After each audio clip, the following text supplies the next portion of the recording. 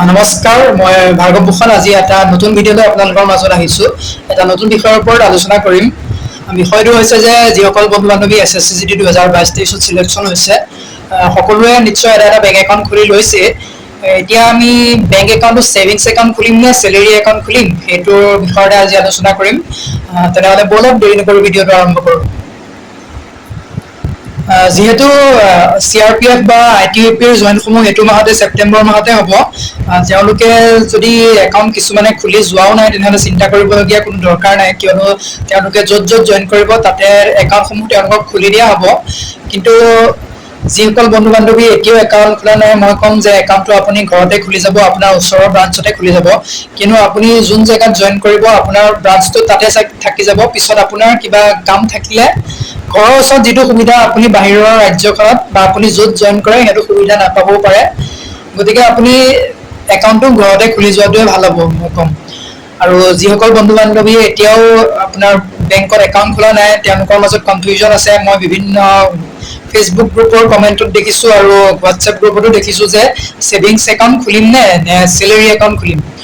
এতিয়া আমি আচলতে কোনটো একাউণ্ট খুলিব লাগিব, সেইটো বিষয়ৰ ওপৰত আচলতে বেছি কনফিউজন থাকিব নালাগে, কিয়নো এপইণ্টমেণ্ট লেটাৰসমূহত লিখি দিয়া থাকে যে এটা ছেভিংছ একাউণ্ট লাগিব বুলিয়ে লিখি দিয়া থাকে। আপোনালোকে এপইণ্টমেণ্ট লেটাৰসমূহ চাব, তাতে দেখা থাকে ছেভিংছ একাউণ্ট লাগে বুলিয়ে লিখা থাকে। গতিকে এইটো বিষয়ৰ ওপৰত ইমান কনফিউজন কিয় হৈছে মই বুজি পোৱা নাই। তথাপিও মই যিমান দূৰ মই ইউটিউবৰ পৰা চাৰ্চ কৰিয়ে হওক বা মোৰ লগৰ যিসকলে এতিয়া কৰি আছে সিহঁতৰ পৰা জানি বুজি মই এইটো কথা মই আজি আগবঢ়ালোঁ যে প্ৰথম আপুনি যেতিয়া জইন কৰিব আপোনাক চেলেৰী একাউণ্টৰ কোনো দৰকাৰ নাই, কাৰণ বেংকে চেলেৰী একাউণ্ট কেতিয়া খুলি দিব যেতিয়া আপোনাৰ চেলেৰী শ্লিপখন আপুনি দেখুৱাব। গতিকে চেলেৰী শ্লিপখন নোহোৱাকৈ আপোনাক বেংকে কোনো কাৰণত আপোনাক চেলেৰী একাউণ্ট খুলি দিব নোৱাৰে।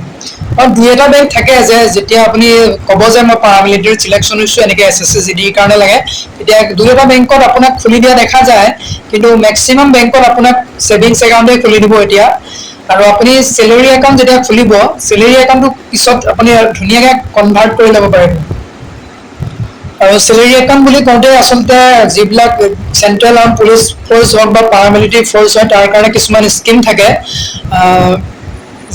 চেণ্ট্ৰেল আৰ্ম পুলিচ ফ'ৰ্চৰ কাৰণে আপোনাৰ CAPSP অৰ্থাৎ central arm police salary package, আৰু তাৰ বাহিৰে আছাম ৰাইফলছৰ কাৰণে ডিফেন্স চেলেৰী পেকেজ অৰ্থাৎ DSP এটা, সেই একাউণ্টটো আপুনি কনভাৰ্ট কৰি লাগিব। এইটো কেতিয়া কৰিব, আপুনি যেতিয়া মিড টাৰ্মত আহিব, অৰ্থাৎ আপোনাক যেতিয়া ট্ৰেইনিং 6 মাহ হওক বা 7 মাহৰ পিছতে হওক বা 5 মাহৰ পিছতে ছুটি দিয়ে, তেতিয়া আপোনাক যেতিয়া 15 দিনৰ কাৰণে ছুটি দিব, তেতিয়া আপুনি আহি প্ৰথম কামটো কৰিব যে আপুনি বেংকলৈ গৈ আপুনি একাউণ্টটো আপোনাৰ CASP বা হওক বা DSPৰ কাৰণে আপুনি কনভাৰ্ট কৰি ল'বৰ কাৰণে আপুনি এপ্লাই কৰি দিব।